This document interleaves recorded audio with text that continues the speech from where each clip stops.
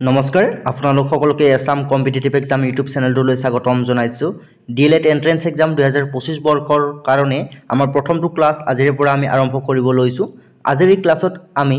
constitution of ইণ্ডিয়াৰ ওপৰত হ'ব পৰা সম্ভাৱ্যপূৰ্ণ ইম্পৰ্টেণ্ট কুৱেশ্যন এনসাৰসমূহ আলোচনা কৰিম গতিকে ভিডিঅ'টো স্কিপ নকৰিব শেষলৈ চাই থাকিব লগতে যিসকলে চেনেলটো প্ৰথমবাৰ ভিজিট কৰিছে চেনেলটো ছাবস্ক্ৰাইব কৰি কাষত থকা বেল আইকনটো প্ৰেছ কৰি ল'বলৈ নাপাহৰিব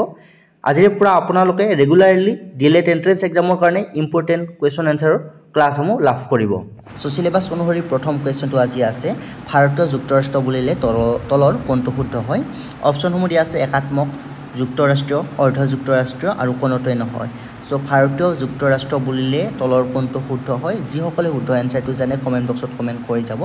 সো শুদ্ধ এনসাৰ যদি আমি চাবলৈ যাওঁ কাৰেক্ট এনসাৰ হ'ব অপশ্যন নম্বৰ সি অৰ্ধ যুক্তৰাষ্ট্ৰীয় অৰ্থাৎ ভাৰতীয় যুক্তৰাষ্ট্ৰ বুলিলে তলৰ কোনটো শুদ্ধ হয় ঊৰ্ধ যুক্তৰাষ্ট্ৰীয় শুদ্ধ হয় অৰ্থাৎ ভাৰতীয় যুক্তৰাষ্ট্ৰ হৈছে এখন অৰ্ধ যুক্তৰাষ্ট্ৰীয় ৰাষ্ট্ৰ গতিকে অপশ্যন সি শুদ্ধ এনসাৰ ঠিক আছে সো নেক্সট ভিডিঅ'টোৰ পৰৱৰ্তী অংশলৈ যোৱাৰ আগতে আপোনালোকক এটা ইনফৰমেশ্যন জনাব বিচাৰিছোঁ সো যোৱা 2021 চনৰ পৰা প্ৰকাশিত আমাৰ এইখন PDF গাইডবুক যিখন ডিএলএড প্ৰি এন্ট্ৰি টেষ্টৰ কাৰণে প্ৰস্তুত কৰা হৈছে সম্পূৰ্ণ সিলেবাস অনুসৰি ভিত্তি কৰি প্ৰস্তুত কৰা হৈছে এইখন PDF গাইডবুক য'ত আপোনালোকে সিলেবাস অনুসৰি আটাইকেইটা বিষয়ৰ কুৱেশ্যন এনসাৰ অসমীয়াতে লাভ কৰিব এইখন গাইডবুকৰ পৰা ইতিমধ্যে হৈ যোৱা দুটা বছৰত 2021 চন আৰু 2022 চনত হৈ যোৱা ডিএলএড প্ৰি এন্ট্ৰি টেষ্টৰ পৰীক্ষাত 70ৰ পৰা 80% কুৱেশ্যন এনসাৰ কমন অহা দেখা গৈছে গতিকে এই বছৰো আপোনালোকৰ পৰীক্ষাৰ কাৰণে যথেষ্টখিনি গুৰুত্বপূৰ্ণ হ'ব এইখন PDF গাইডবুক যিখন সম্পূৰ্ণ সিলেবাস অনুসৰি প্ৰস্তুত কৰা হৈছে আপোনালোকে যদি ডিএলএড প্ৰি এন্ট্ৰি টেষ্টত অৱতীৰ্ণ হ'ম বুলি ভাবিছে আপোনালোকক আমি এইখন গাইডবুক ৰিকমেণ্ড কৰিব বিচাৰিছোঁ যিখন গাইডবুকৰ পৰা আপোনালোকে আগন্তুক দিনত যথেষ্টখিনি লাভান্বিত হ'ব পাৰিব সো ডাউনলোড লিংক এই ভিডিঅ'টোৰ তলত ডেসক্ৰিপশ্যন বক্সত দিয়া আছে সেই লিংকত ক্লিক কৰি আপোনালোকে PDF ডাউনলোড কৰি মোবাইলতে প্ৰেক্টিছ কৰিব পাৰিব সো এইখিনিতে আপোনালোকক জনাব বিচাৰিছোঁ আপোনালোকে যদি পে'মেণ্ট কৰাৰ পিছত কিবা কাৰণত আপোনালোকে PDF ফাইলটো ডাউনলোড কৰিব নোৱাৰে আপোনালোকে নিজৰ মেইল চেক কৰিব মেইলত আপোনালোকে পাই যাব তথাপিও যদি আপোনালোকে মেইলতো নাপায় তেতিয়াহ'লে আপোনালোকে আমাক হোৱাটছআপ কৰিব হোৱাটছআপ নম্বৰ দিয়া আছে এইখিনিয়ে সো নেক্সট কুৱেশ্যনটো দিয়া আছে ভাৰতবৰ্ষই কেতিয়া স্বাধীনতা লাভ কৰে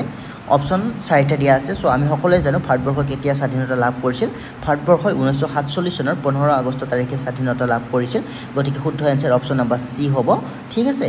সো নেক্সট কুৱেশ্যনটো দিয়া আছে কিমান চনৰ পৰা কিমান চনলৈ ভাৰতবৰ্ষ ব্ৰিটিছৰ অধীনত আছিল খুবেই গুৰুত্বপূৰ্ণ কুৱেশ্যন এনেকুৱা ধৰণৰ কুৱেশ্যন অপশ্যন এ আছে 1657 চনৰ পৰা 1947 চনলৈ অপশ্যন বি আছে 1757 চনৰ পৰা 1947 চনলৈ অপশ্যন চি আছে 1857 চনৰ পৰা 1945 চনলৈ অপশ্যন ডি দিয়া আছে 1757 চনৰ পৰা 1947 চনলৈ সো কেতিয়াৰ পৰা কেতিয়ালৈ ভাৰতবৰ্ষ ব্ৰিটিছৰ অধীনত আছিল সো শুদ্ধ এনসাৰ যদি আমি চাবলৈ যাওঁ কাৰেক্ট এনসাৰ হ'ব অপশ্যন নম্বৰ বি 1757 চনৰ পৰা 1947 চনলৈ অৰ্থাৎ 1757 চনৰ পৰা 1947 চনলৈ ভাৰতবৰ্ষ ব্ৰিটিছৰ অধীনত আছিল মনত ৰাখিব correct answer option number B হয়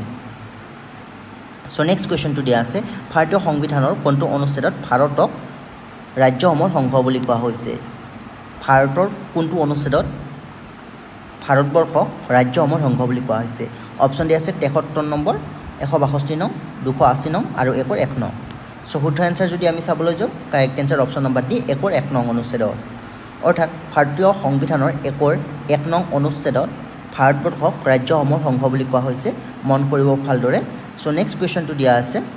কোনটো যুক্তৰাষ্ট্ৰ গাঁথনি ভাৰত আৰু আমেৰিকাৰ যুক্তৰাষ্ট্ৰৰ মাজত অমিল আছে কোনটো যুক্তৰাষ্ট্ৰ গাঁথনি ভাৰত আৰু আমেৰিকা যুক্তৰাষ্ট্ৰৰ মাজত অমিল আছে মানে ভাৰতীয় সংবিধান আৰু আমেৰিকা যুক্তৰাষ্ট্ৰ সংবিধানৰ মাজত কোনটো অমিল আছে অপশ্যনসমূহ দিয়া আছে সমৱৰ্তী সূচী লিখিত সংবিধান কেন্দ্ৰ আৰু ৰাজ্যৰ মাজত ক্ষমতা বিতৰণ অৱশিষ্ট ক্ষমতা ৰাজ্যৰ হাতত ন্যস্ত সো কোনটো অমিল আছে সো ইয়াৰে শুদ্ধ এনসাৰটো হ'ব অপশ্যন নম্বৰ ডি অৱশিষ্ট ক্ষমতা ৰাজ্যৰ হাতত ন্যস্ত এইটো অমিল আছে ভাৰতীয় সংবিধান আৰু আমেৰিকা যুক্তৰাষ্ট্ৰৰ সংবিধানৰ মাজত গুৰুত্বপূৰ্ণ কুৱেশ্যন অপশ্যন ডি শুদ্ধ এনসাৰ সো নেক্সট কুৱেশ্যনটো দিয়া আছে ভাৰতীয় সংবিধান কেতিয়াৰ পৰা কাৰ্যকৰী কৰা হয় খুবেই গুৰুত্বপূৰ্ণ কুৱেশ্যন কিন্তু ভাৰতীয় সংবিধানখন কেতিয়াৰ পৰা কাৰ্যকৰী কৰা হৈছিল অপশ্যন দিয়া আছে এ দিয়া আছে 1950 চনৰ 26 জানুৱাৰীৰ পৰা বি দিয়া আছে 1952 চনৰ পৰা 25 জানুৱাৰীৰ পৰা অপশ্যন চি দিয়া আছে 1953 চনৰ 26 জানুৱাৰীৰ পৰা অপশ্যন ডি দিয়া আছে 1955 চনৰ 26 জানুৱাৰীৰ পৰা সো ইয়াৰে শুদ্ধ এনসাৰ হ'ব অপশ্যন নম্বৰ এ 1950 চনৰ 26 জানুৱাৰী তাৰিখৰ পৰা ভাৰতীয় সংবিধানখন কাৰ্যকৰী কৰা হৈছে আৰু সেই দিনটো আমি কি দিৱস হিচাপে পালন কৰোঁ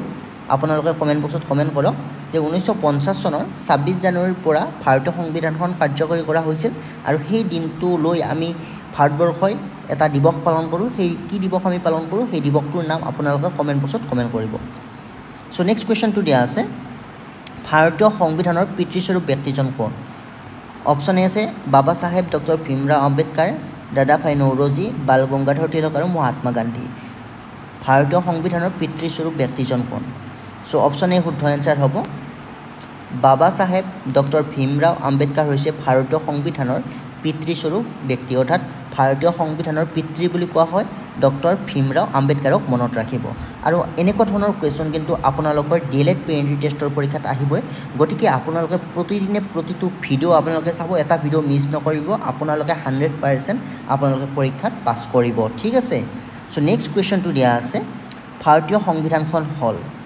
অপশ্যন এ আছে পৃথিৱীৰ ভিতৰত দীৰ্ঘতম সংবিধান পৃথিৱীৰ ভিতৰত চুটি সংবিধান পৃথিৱীৰ ভিতৰত কঠিন সংবিধান পৃথিৱীৰ ভিতৰত নমনীয় সংবিধান সো ভাৰতীয় সংবিধানখন হৈছে পৃথিৱীৰ ভিতৰত আটাইতকৈ দীৰ্ঘতম সংবিধান অপশ্যন এ শুদ্ধ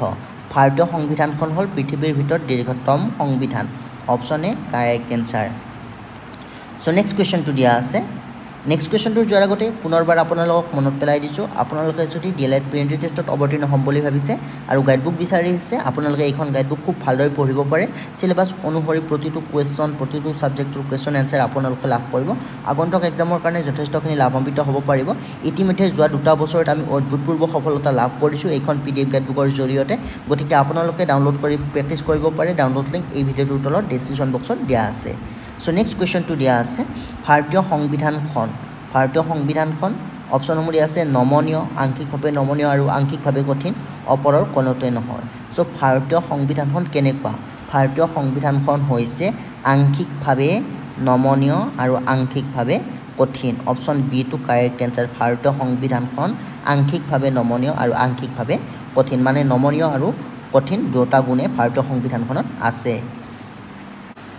সো নেক্সট কুৱেশ্যনটো দিয়া আছে ভাৰতীয় সংবিধান সভা কেতিয়া অনুষ্ঠিত হয় অপশ্যন এ আছে 1940 চনৰ 9 ডিচেম্বৰ বি আছে 1942 চনৰ 9 ডিচেম্বৰ চি আছে 1946 চনৰ 7 ডিচেম্বৰ আৰু অপশ্যন ডি আছে 1946 চনৰ 9 ডিচেম্বৰ সো ভাৰতীয় সংবিধান সভা কেতিয়া অনুষ্ঠিত হৈছিল শুদ্ধ এনসাৰ হ'ব অপশ্যন নম্বৰ ডি 1946 চনৰ 9 ডিচেম্বৰ তাৰিখে ভাৰতীয় সংবিধান সভা অনুষ্ঠিত কৰা হৈছিল অপশ্যন ডি শুদ্ধ এনসাৰ সো নেক্সট কুৱেশ্যনটো দিয়া আছে সংবিধান সভাৰ সদস্যসকল আছিল সংবিধান সভাৰ সদস্যসকল কৰ পৰা লোৱা হৈছিল সো অপশ্যন এ আছে বিভিন্ন ৰাজনৈতিক দলৰ দ্বাৰা মনোনীত আছিল অপশ্যন বি আছে জনসাধাৰণৰ দ্বাৰা পোনপটীয়াকৈ নিৰ্বাচিত আছিল অপশ্যন চি আছে গভৰ্ণৰ জেনেৰেলৰ দ্বাৰা মনোনীত আছিল আৰু অপশ্যন ডি আছে বিভিন্ন বিধানসভাৰ দ্বাৰা নিৰ্বাচিত আৰু আংশিকভাৱে ৰাজ্যৰ প্ৰতিনিধিৰে গঠিত আছিল সো ভাৰতীয় সংবিধান সভাৰ সদস্যসকল কৰ আছিল সো ইয়াৰে শুদ্ধ এনসাৰটো হ'ব অপশ্যন নম্বৰ ডি বিভিন্ন বিধানসভাৰ দ্বাৰা নিৰ্বাচিত আছিল আৰু আংশিকভাৱে ৰাজ্যৰ প্ৰতিনিধিৰে গঠিত আছিল অপশ্যন ডি টু শুদ্ধ এনসাৰ মনত ৰাখিব সো আপোনালোকে যদি ভিডিঅ'টো চাই ভাল পাইছে নিশ্চয় লাইক কৰিব আপোনাৰ বন্ধুসকলৰ লগত শ্বেয়াৰ কৰিব একেবাৰে নাপাহৰিব যাতে অনাগত দিনত আমি ভিডিঅ'সমূহ আৰু অধিক উৎসাহেৰে আপোনালোকৰ কাৰণে লৈ আহিব পাৰোঁ সো নেক্সট কুৱেশ্যনটো দিয়া আছে ভাৰতীয় সংবিধান সভাৰ কোন স্থায়ী সভাপতি নিৰ্বাচিত হৈছিল B R Ambedkar doctor Rajendra Prasad Jawaharlal Nehru Sardar Vallabhbhai Patel ইয়াৰে কোনগৰাকী স্থায়ী সভাপতি হিচাপে নিৰ্বাচিত হৈছিল ঠিক আছে